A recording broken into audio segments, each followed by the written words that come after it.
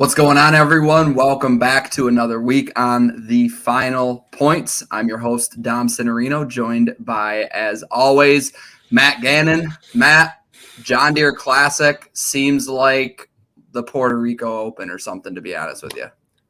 I'd compare it to the Masters, but that you can have your thoughts. I'll live with mine. But yeah, it's gonna be a very fun week. So At the same time, though, I don't hate these weeks. Like, no, you don't have to. I do well You don't these have weeks, to think to be about honest. anything. You can take a stand on like guys who are going to be super low owned and who's going to make the case against it. You know, it's just you got guys who you like to play. You can find some value because not all these guys in the 10K range have particularly been there. Actually, there's a handful of guys who haven't been up in the ranges that they're in right now, and got to kind of make some stands like we have in the past. And as we get to the graphics, I mean, our producer was just going through them with us before the show. We got 8 guys 9K plus. I mean, like majors, they got 6 guys 10K plus sometimes. So it's like you really got to take some stands. You can go balanced, but on a week like this where the field is this weak, I don't know how far balanced it exactly gets you.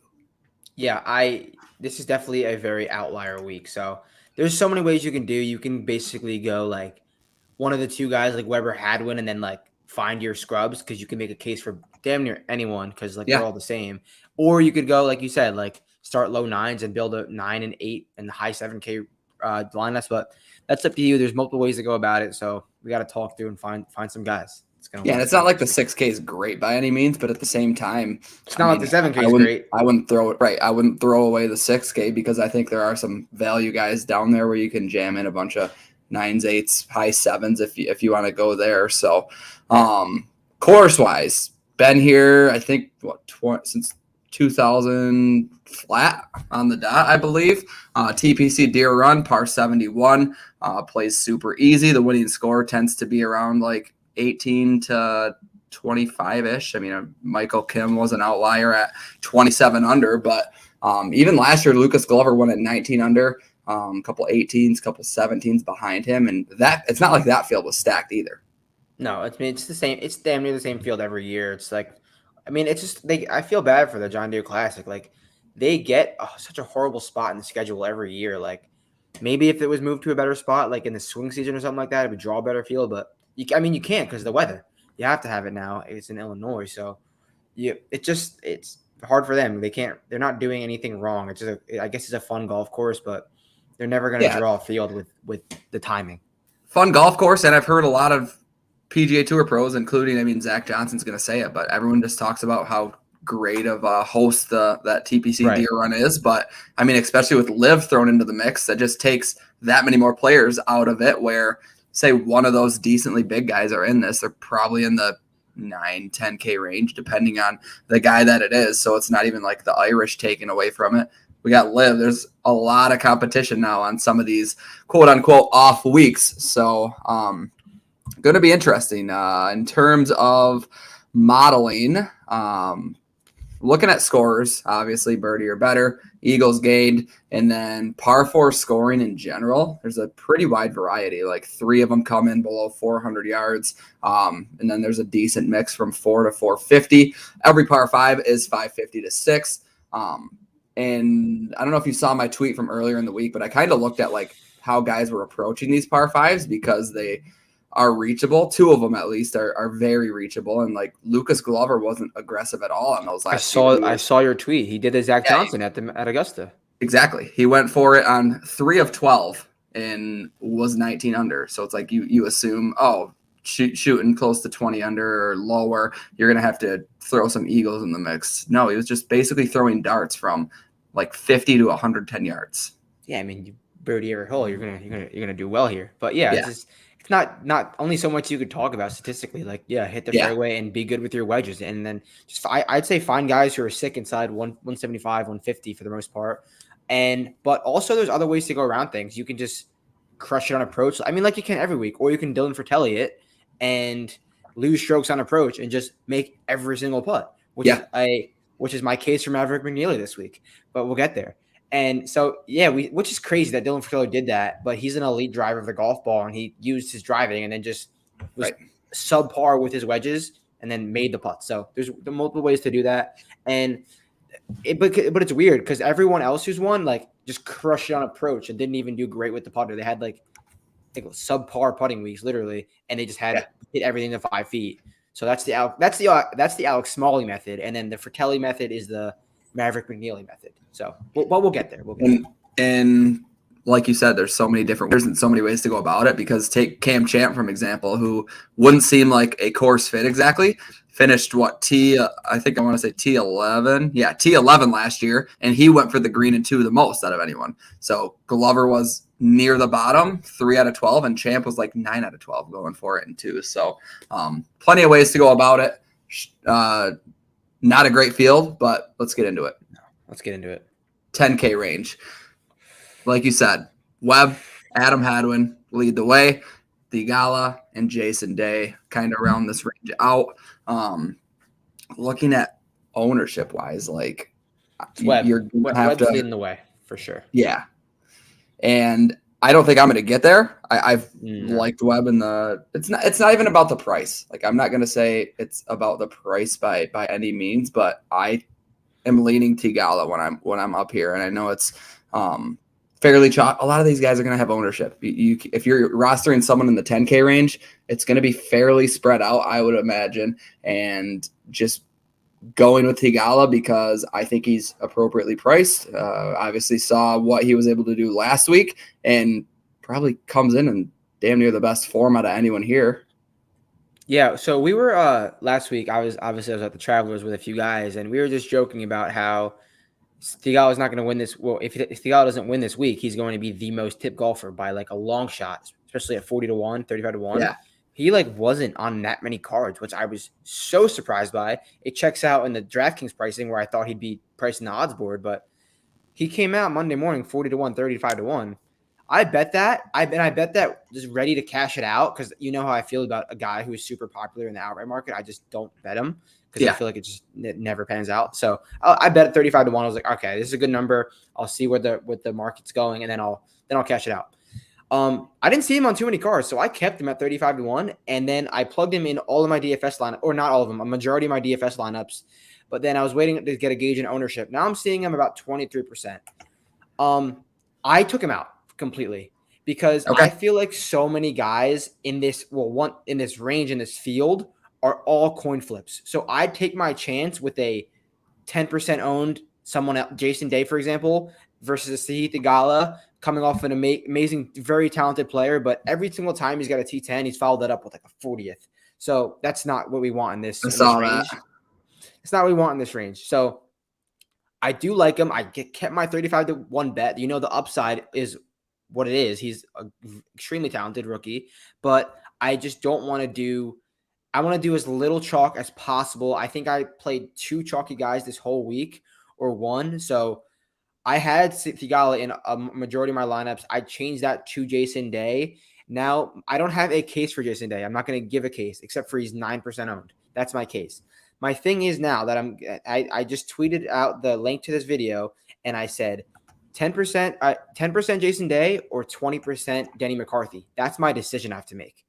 So I don't know what I'm going to do, and I'm going to listen to what you say about the 9K range. But so I have Jason Day in this lineup, and that's it. I don't want to touch a chalk Hadwin. We saw what happened with a chalk Hadwin at was it the Byron Nelson where he was like 25% owned, and we were like, why is he 25% owned? Missed the cut. Yes, it was. I know it's a different event and different field, but I just don't want to do a chalk Hadwin. Like if Adam Hadwin wins a tournament at 12-1, be my guest. I'm okay with that. Like that is fine. I'll lose money on that, but I'm just not doing it. I'll go with the 10% Jason Day and take my chances. So you're saying 10% Jason Day. I'm seeing like, hang on.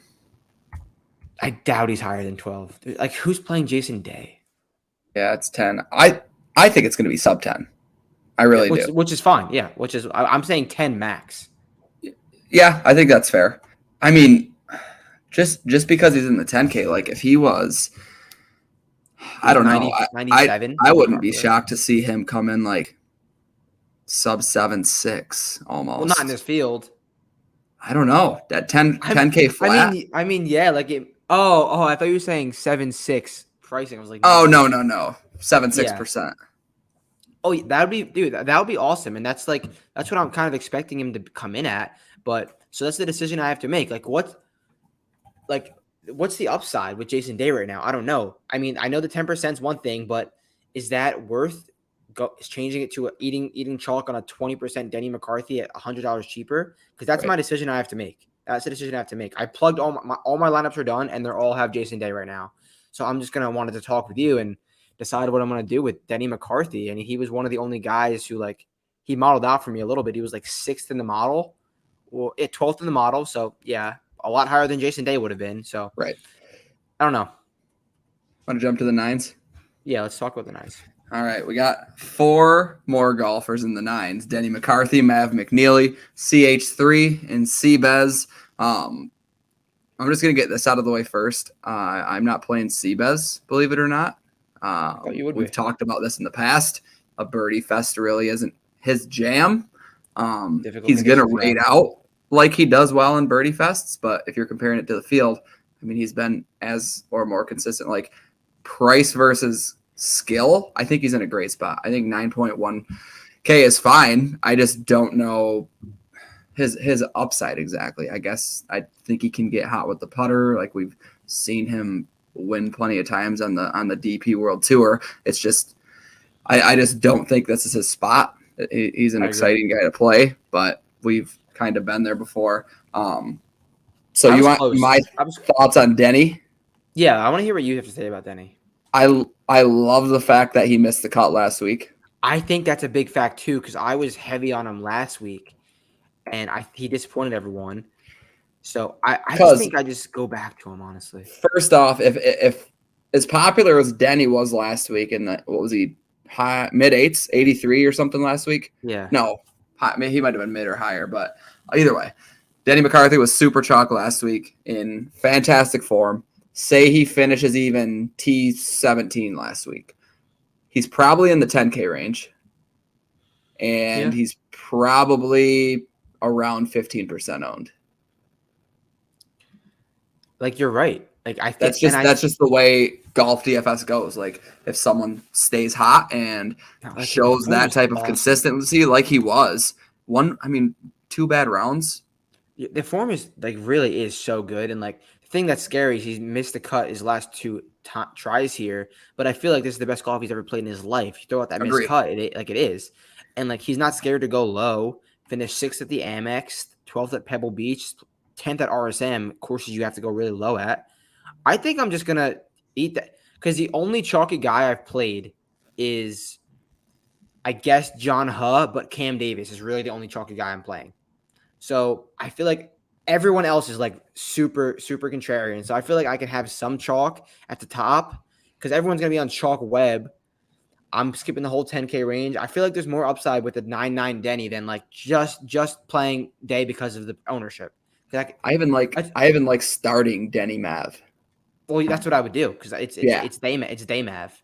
So I think we're gonna CC, I don't know if he's watching this, but in terms of cash, I'm skipping the whole 10K, and we'll get into the 8s and 7s, obviously. But I would probably start with both in cash, if not one of the two, and move on from there, and just go balance basically and hammer the 8K range. But I am all in on Mav McNeely. He's actually my first guy in. I am, yeah.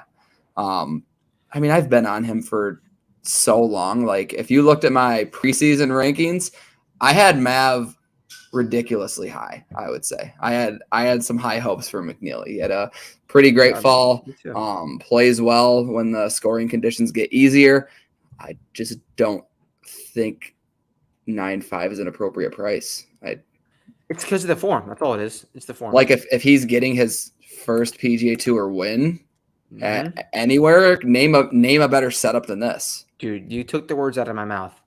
Literally, what I said preseason was Maverick McNeely is getting his first win in a crap field at sub 50 to 1. What is he this week? 35 to 1. What is this field? Shit. That's the only reason I bet him and really can make a case because the form is just you can't even say it's objectively good. His last T20 was, besides the match play, was the Genesis in February. He's been pretty bad, and his best weapon is his driver. He hasn't gained stroke with his driver since the RBC Heritage. So it's basically just a go back to the roots, bet the number, and bet the ceiling. Because the form isn't there. Can he find it? Yeah, that'd be awesome, and I hope he does because we both bet him. So I think that's my only case for Mav. And if he could I compare Maverick to Rory all the time because of the driver putter build. What did Rory McIlroy do his first win of the season at the CJ Cup? Gained 6 strokes off the tee, gained 7 strokes with the putter, lost 3 strokes on approach. What did Dylan Fratelli do in his win at John Deere Classic? Gained 6 strokes off the tee, lost on approach, gained 7 strokes with his putter. Yeah. Little comparison, put the puzzle pieces together. Matt McNeely, 35-1, hammer that, and he is a heavy DFS play as well. And he's not that highly owned. I kind of finessed our stat picks this week because I saw a lot of people do NA or not betting this range for the favorite, 29-1 or in. I actually just found the book that had Mav at 29 or 28 and just threw it in there. Even though there's better numbers out there, I was like, I got a guy I want in the next range, so I'm just going to play Mav as my favorite because he technically is my favorite, and I think he should be a lot higher than he is, but back-to-back miscuts, Matt, sign me up. This is what I'm here for. Yeah. If you're missing a bunch of cuts and you're on my list of guys that I like to play, yeah. And like 9-5, you're in. You don't need to be in impeccable form to win here. Lucas Glover, 41st, miscut, 37th. Like, that's not doing anything crazy. So, yeah, back-to-back miscuts at a player, arguably the most skilled player in this field. Like, that's not a hot take. I would agree. That's not a hot take. So, young kid, best Stanford golfer of all time. I'm joking. Best Stanford golfer of all time. I love Maverick McNeely this week. I think he is a great play because if he was in the slightest bit of form, he'd be very popular. But yeah, that's all I have to say in this range. And the chalk Charles Howell, I'll laugh at that. I just think that's funny because I'm seeing sometimes he's a little bit highly owned on some sites. Yeah, maybe 3 years ago you could have talked me into CH3 at this, but not on here in 2022 live. But Mav, even those last 2 missed cuts, he's gained strokes on approach in both of them. Basically played even with the field just about everywhere. Like he didn't struggle anywhere by any means. This season in comparison to the field, leads in birdie or better gained. Number 1 in par 5s from 550 to 600. Second in eagles. I mean, wow, that's awesome to hear.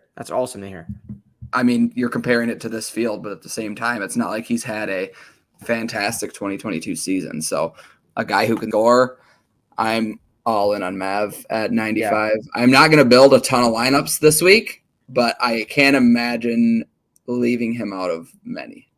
I'll say that. Okay, well, we're both on Mav. I'm very happy about that. What percent you got? I actually didn't put the percentages in yet, but it is in top of your 1, head. 2, 3, 4, 5, 6, 7, 8, 9, 10 out of 17. So that's what I did 17 lineups this week. I put is the max 17. So what's 10 out of 17? 62.4. Yeah, that's pretty heavy Mav. Yeah. Pretty heavy Mav. Is that correct? No, I don't think so. Oh. I'd have been very Actually, impressed. I'm curious now. 10 divided by 17, 58.8. It's right on. Yeah, you're close. Right on. So, yeah, heavy on Mav this week. Yep. I might do a FOMO CBES. I'm not going to lie. But like I said, I'm not going to do it in any high stakes or anything. So let's move on to the 8s. Yep. All right. 8K range. I am heavy on 2 guys. Extremely heavy. Both of them made my FanDuel article. Nick Hardy, 8-7. Wish he was a little cheaper, but respect the price, respect the form. Been on him, sprinkled him a couple times the last couple weeks. Obviously paid off. And then Lanto Griffin at $8,200 for Hardy. Obviously an Illinois guy. Went to the University of Illinois. He's from Northbrook, Illinois as well. So just the trifecta of Nick Hardy in Illinois. Actually got into the event in 2017 with a sponsor exemption. Finished T55, shot a 66 on Friday, 69 on Saturday, 71 on the corners. In 2017, I had no idea who Nick Hardy was. I'm not going to lie. Like, even if I was skimming the leaderboard, I didn't follow it as close as I do now. Even if I did, I probably wouldn't have known him because he was basically just a college kid. But entering the week off of career best T8 at the Travelers, T13 the week prior at the U.S. Open, where he was basically bottom of the barrel price, and I was on him on the U.S. Open because the week prior at the Canadian, all his procs, all his approach numbers were pretty solid, and he's kept that form going, and I'm glad to see that he's here. Yeah, I definitely like not Denny McCarthy. Yeah, well, I do like Denny McCarthy. Nick Hardy, watched him play last week at the Travelers. Look good. He's I've seen him on a few betting cards this week. I think that's a good play. Did you bet him or not yet? I did. I used my DraftKings boost on him. I maxed it. It's just $25 to add the boost surge or whatever plus 500. So 40, which is the best number on the market. You get it up to 45 to 1. So my first guy in this range is Brendan Todd. So I hate betting Brendan Todd. I'll just say that right now. I hate it. But before that missed cut, 13th and a third place at two courses that are fairly similar. I mean, the cut, he missed the cut at the Travelers, which is like a kind of like a 3D copy of this course for the most part. But if it wasn't for that missed cut, he'd be, I think, closer in that 9K range. And then if you design a golf course for Brendan Todd, it's basically this course. Hit your driver straight in the fairway and hit a wedge. So you don't really have to sell me on that. He rates out extremely well in these bucket ranges. And when that putter, we know what he could do with the putter. He can easily have a week where he gains 10 strokes putting. That's just so Brendan Todd. So I bet him at 35 to 1, which is kind of a laughable number. Like kind of gross, but I mean, I don't think it's out of place. Yeah. So that's where I went in this. That's my first click in this 8K range. And then I went with the Cam Davis. Bet him as soon as the Monday morning, 50 to 1. Like I laughed. I saw 50 to 1 Cam Davis. I actually laughed versus a 25 to 1 Charles Howell. What are we doing? DraftKings Sportsbook. What are we doing? And we saw what Cam Davis can do at these shorter tracks. Because when you think Cam Davis, you don't think be accurate with the driver and hit wedges. You think go bombs away, Rocket Mortgage Classic. But Charles Schwab, 7th place.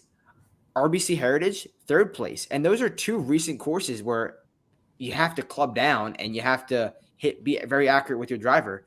He was in the top 10 heading into Saturday afternoon at the Travelers, and then fully faded. He couldn't make a putt, lost it. So, but we know he can win on the PGA Tour, and the number is just insane. And I think the price is insane too. I think he should for sure be in the 9K range. But so and he's chalky for a reason. So I think that's one of the only chalk I ate. But besides Denny now. Denny and Cam Davis, I'll eat the chalk, and I'll bet him 50 to 1. One more thing about Cam Davis. You know what happened last year on the 4th of July weekend? Oh, don't remind me. Win. Dub. Ate it. Ate the W. Remember watching that? I remember watching that and crying on the floor after Joaquin Niemann went 72 holes bogey-free, only to bogey in the playoff, and I had threw his approach way up on the hill. Way over the ground. Yeah.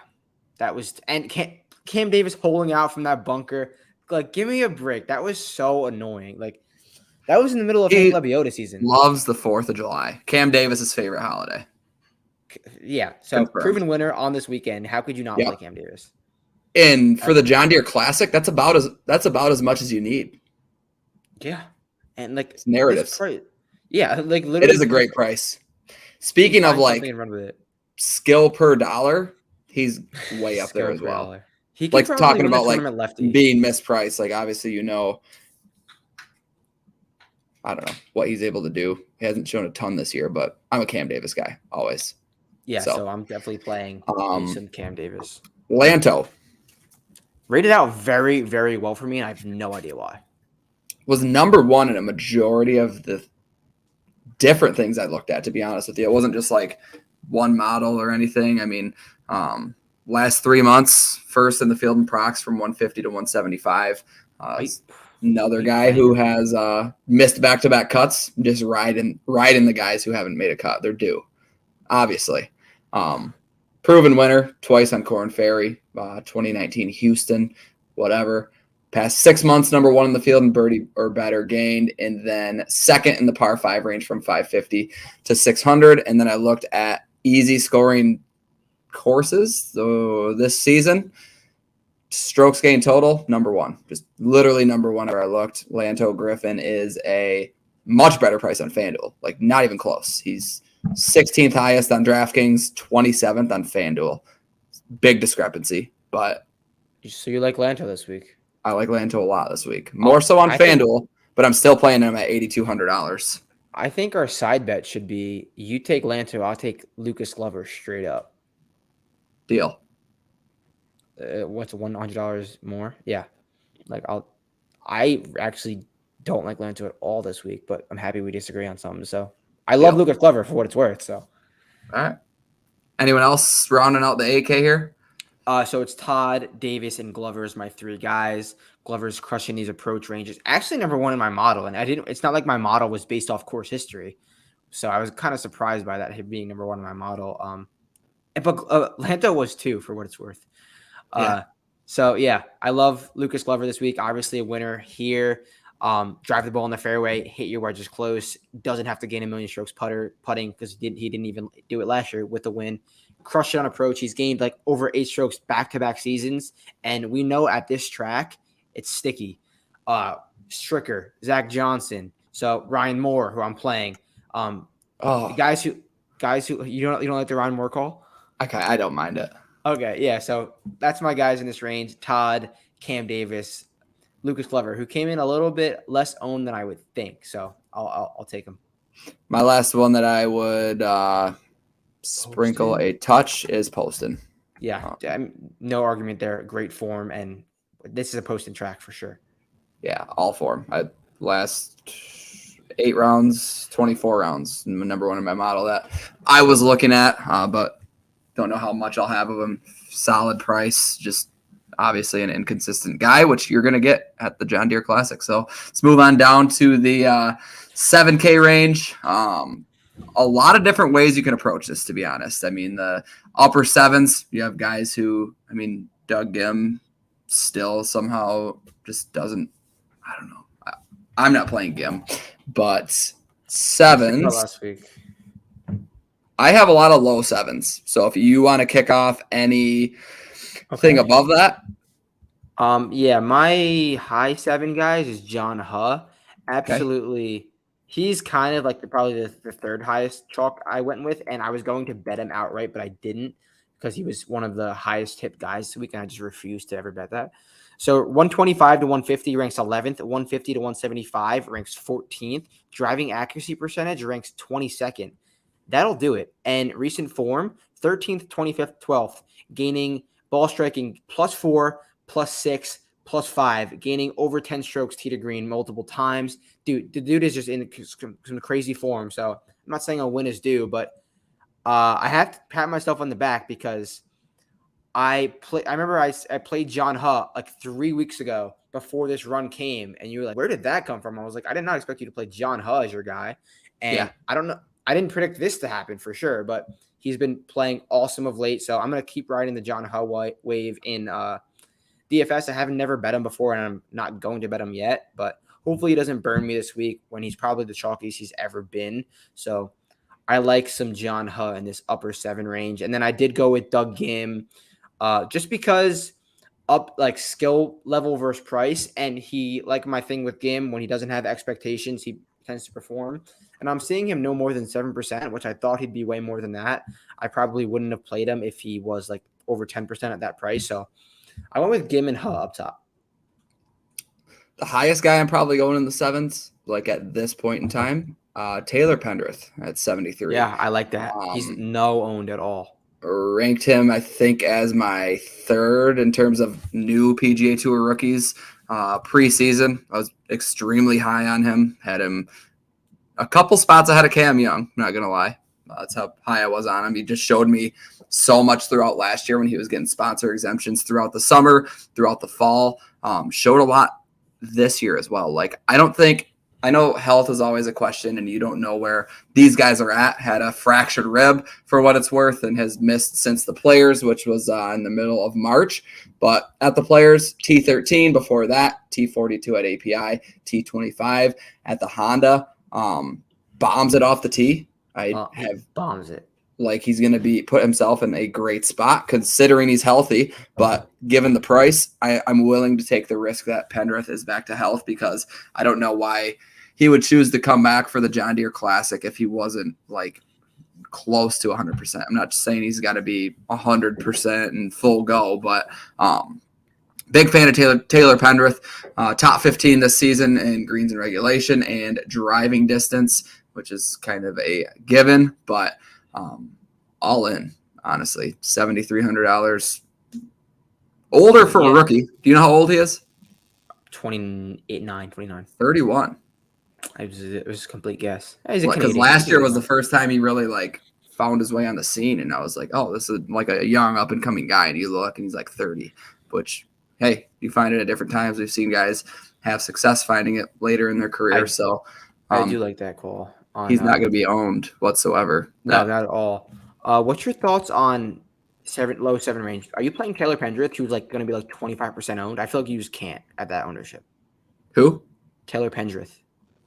You just said Pendreth. I just talked about Adams Pendreth. Svensson. Oh, Svensson? No.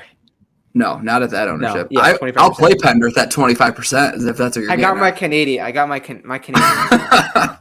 John Deere Classic week, man. Got to me. Yeah, I understand. So, in this other lower 7K range, I went with Ryan Moore. That's 4 straight made cuts now for Ryan Moore. 3 straight at the John Deere, including 2 straight top 20s. Ryan Moore is only playing on tracks he can compete at. Drive it short in the fairway, hit your 8-iron in, and you gain some strokes putting, you'll be in the mix, Ryan Moore. I don't think he could finish worse than like 40th here if he makes this cut. I might look stupid saying that, but I really think this is a track that Ryan Moore is getting up for and trying to make some hay at this point of his career. So anyone else down here for you? I got one more, and it's Sam Ryder. That's my next guy. Go ahead. All you. There's going to be very few lineups I don't have Ryder in. Talked about him at some smaller events earlier in the year. Understand that he's an eagle maker, 11 this season, which is inside the PGA Tour's top 10. From the fairway. Right. Yes. Played the John Deere each of the past 3 times that it was hosted. Made all 3 cuts. Second place in his first attempt back in 2018, which is tied for his best career PGA Tour finish, which makes sense since he doesn't have a win. T18 in 2019 and then a T58 last year. He's gained at least 3.5 strokes putting in each trip to TPC Deere run, so obviously has some type of thing for these greens. Since 2018, those 3 cuts that he's made, he ranks number 1 in strokes gained putting compared to the field, and that's really the only thing that's been holding Sam Ryder back. Snapped a 7 straight missed cut streak last week at the Travelers, T35. In that T35, Matt, the thing that I always go back to and love to see, finish outside the top 30, finish 6th at approach, 10th in par 5 birdie or better. Like, we know that Sam Ryder can score. He's proven to push out some top 10 finishes in these quote unquote alternate event fields or weaker fields. So I'm all in, especially looking at some of the approach distances on the season inside the top 25 and 120, or 125 to 175. That's what I was about to say. Like, his approach numbers in these ranges, you wouldn't think. Awesome. Right. It's kind of funny that that's where he makes his hay with his approach, but I definitely like him. But for real quick, if he doesn't win this week, I actually think he's winning the Barbasol next week. If he's in that field, last time he played the Barbasol, finished 3rd and gained 11 shots on approach. 11. Like, what? And the 5 weeks. I remember that. It wasn't even close on approach. What? And the 5 weeks before that, he like lost 3 strokes. So he had a pop week last week. He really doesn't have back-to-back pop weeks. Maybe we get until now. Until now. No, there's the Sam Ryder is crazy. I'm looking at his like strokes gained from like his career. In like 2018, he was like an elite ball striker, and then I don't know what happened to his. Ryder was, dude. I remember paying like a decent amount of money for him in my season long the one year. Dude, in 2018, he was like plus 60 to green, plus ball striking every single week, and now he's just like he's gained on approach in even though he's missed cuts 1, 2, 3, 4, 5 straight now, it's been minimal gains, but find a pop. He's good in these approach ranges. He gained 6. I got 7 straight missed cuts. If you throw out the team, 7. Yeah, my fault. So he's sick in those approach ranges, and that's the same exact approach ranges as last week, where he gained 6 strokes. Right. And you see a handful of these like approach distances. Like I looked at some of the best rounds from last year and kind of tracked what they were shooting in on their second on the par fours, second or third shot on the par fives. And I mean, it was pretty balanced. Like just looking at some of those ranges in general, you can put yourself into both of those spots, and seeing that he's top 25 on the PGA Tour from 125 to 150 and 150 to 175. You don't see that with a lot of guys like of this caliber, because when you're looking at those approach buckets, it's like the elite names who are in the 10, 9, 8K range every single week. You don't expect to see a Sam Ryder up there. And to your point of like his Barbasol finish, you look through his career, he has a pretty high ceiling. Finished second here in his career. Yeah, and it's like, because it's not like some of these guys who miss a bunch of cuts and then finish 11th and then 60th. Like, he's got a shit ton of top 10s and a lot of missed cuts, which when you're paying, $7,100, why would you not? Exactly. And like you said about those, you don't get guys of this caliber. Actually, I'll save it for when we get to the 6K range. But Sam Ryder, definitely a 7-1 guy that I love. Anyone else around the 7K range? One more, Taylor Moore. So I'm going to Ryan Moore. So fall swing, right when he got his PGA Tour card, KFT grad. He started 5 of his first 9 events in the fall or into this year was top 25 finishes, falling off a bit this year in 2022. He's another guy who I had ranked fairly high in terms of rookies. A lot of that's age-based. Like, I don't like taking older rookies, but it's beyond the fact. Scores very well on easy courses this season. Ranks 3rd in the field in total strokes gained at these types of events. 7K flat. I had high hopes for Taylor Moore. I still do. Riding it. Yeah, I like that call. He made the cut last week, I believe, right? Did he play last week? Yes. Yeah, I remember seeing him on the golf course. I could have got my guys wrong, but yeah, I'm pretty sure it was him. So yeah, that rounds out the 7K range. I also did play Alex Smalley slightly. I bet him at 80 to 1, kind of a bet the number and ceiling. We see what he's done in these kind of bad events, and he's at a tee to green machine. Putter doesn't really cooperate. Get a pop putting week. I'll sprinkle 80 to 1 any day on a guy that I loved all season. So Alex Smalley, and that rounds it out for me in the 7K range. That's 5 guys I'm playing. 6K range. Smotherman's going to be very popular. He rates out decent, but I mean, it's a great price, but I haven't. Especially when he's popular. Yeah. He's an outlier in this range, to be honest. Like, there's going to be a lot of people on him, and I just don't want to really mess with that when I can get some lower owned guys that I like in the 6K. And let's get down to it. 6K range, I'm going to have a little bit more exposure than you would think. Upper 6s, do you have anyone up there that you're starting off with? Yeah, this is what I was going to say before. You said that it's so rare that like a guy of this caliber like rates out well in these 2 main bucket ranges, and it's so true. Unless your name is Lee Hodges. Ranks out 125 to 150, ranks out 11th, and 150 to 175, ranks out 26th, 78th in driving accuracy. So tee to green machine, need the putter to cooperate. Last week I was on him so heavy, 75% Lee Hodges, and that paid off. Yeah, that paid off so well. Yeah, he single-handedly cast me lineups after Cantlay forgot. And at a bad Sunday. Yeah, and on a bad Sunday. So he crushes these bucket ranges. He's clearly hitting the ball awesome right now. That's 3 straight made cuts for Lee Hodges. 3 straight weeks gaining ball striking. We've seen him go low before, but he tends to kind of do well in these more tougher tracks. But finished 3rd at the Amex, where you got to make a ton of birdies, similar winning score. So hopefully that his putter's cooperating, because that's really what's holding him back. 6'9" for a reason, but so I like that Lee Hodges call again. I'm going back with him. I also think Lee Hodges is one of the most mispriced guys in this field. Yeah. I mean, because we know so little about him being his first year on the PGA Tour, being a rookie, but seeing what he's able to do, even like I said last week, you said you were following him, had a great first 3 rounds, dropped off on Sunday, and still finished inside the top 25. It's like, what more can you ask out of a guy? Like, you're pushing rookies ahead of him. Like, I know it's $100 different and their pricing is whatever, but how is Brandon Wu priced ahead of him? I try to talk myself into Brandon Wu, but I just don't know how Lee Hodges gets himself into a 6K range in a field like this. I agree. Even the week before, when I was talking about him, I mean, he ranked inside the top 3 in like total proximity and 125 to 150 or something. What was the week before? I'm drawing a blank. Canadian. No. Yeah. When he was at the Canadian. The week before was the major. But I'm on Lee Hodges as well. It's a misprice and take advantage of that. I think he's a solid cash play as well if I'm going to go there. Bill Haas. Bill, you're doing the Bill Haas thing? I am. All right, let's hear it. Yeah.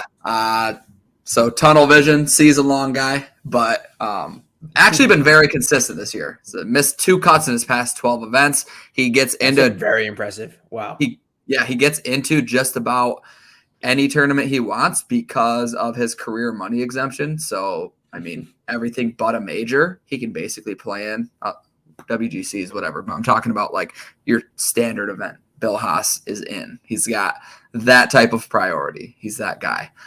But nobody's played the par 5s from 550 to 600 better than Haas in the past month when you're looking at the field. Top 25 last week at the Travelers, 3rd in greens and regulation, hitting just over 83%, 11th in approach.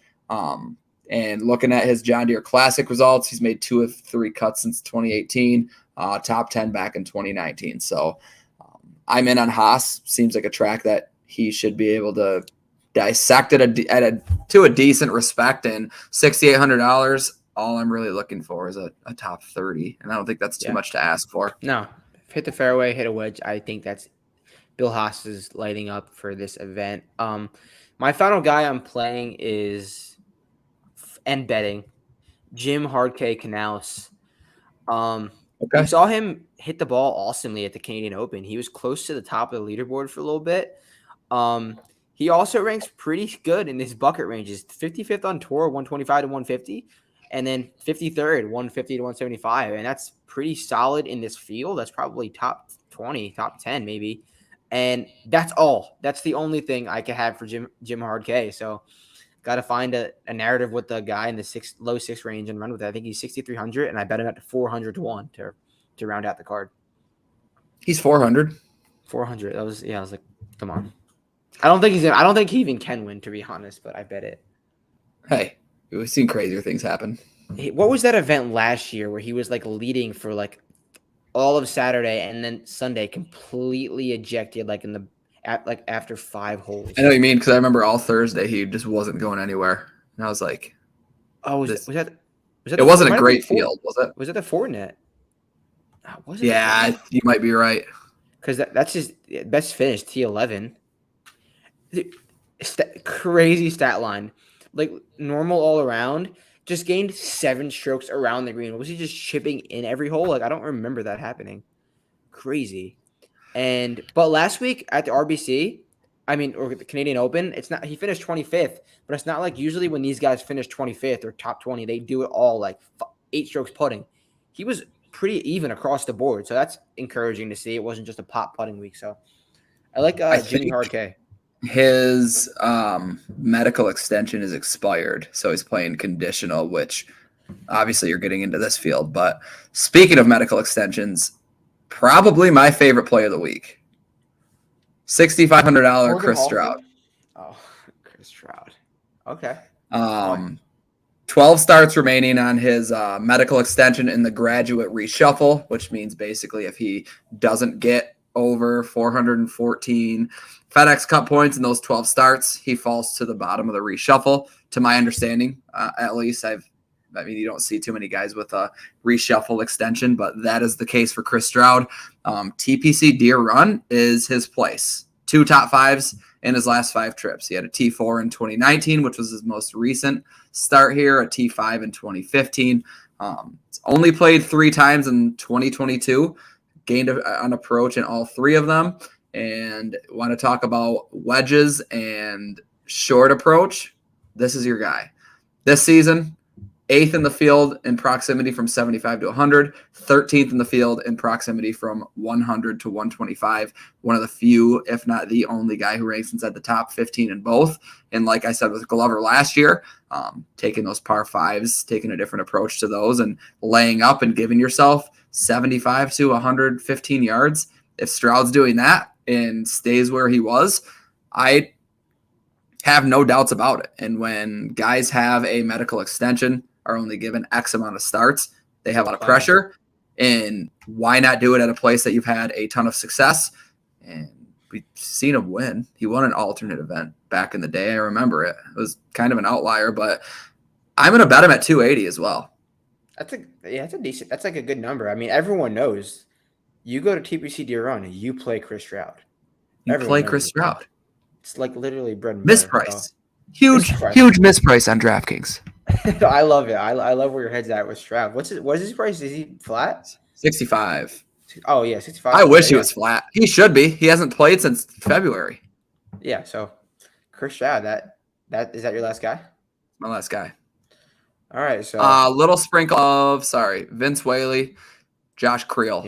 A couple guys like Creel popped in the wedge department, but his results aren't fantastic by any means. He's a rookie. He graduated from the Corn Ferry Tour, which has some worth. I mean, that was probably the hardest times to get your PGA Tour card, having 2 full seasons, having to play consistent golf. So don't mind Creel. I think he might be bottom. Josh. Yeah, I was actually playing a decent amount of Steve Stricker before he withdrew, but yeah, I didn't hate that by any means. Just to get a little different, but you gonna play Lexi Thompson's brother, Curtis. He popped up a few times, and I was writing the names down. I was like, "Get out of here, Curtis Thompson! You cannot make a 3-foot putt like your sister." Oh God. Outside of that, you want to do a little recap? Yeah, let's run down. Let's just do our favorite golfer in each range. Okay. 10K. No, Thigala. All right. I'm going Thigala as well. And then 9K, Mav. Denny. Fair. 8K, I'm doing Nick Hardy. Lanto's a close second. Cam Davis probably winning this event. And then 7. Before I get to the 7, my 7 is Sam Ryder. But what I was going to say, forgot to touch on Matt Wallace. I think he is a very intriguing price given the form that he's in. Like, remember all the miscuts we were talking about?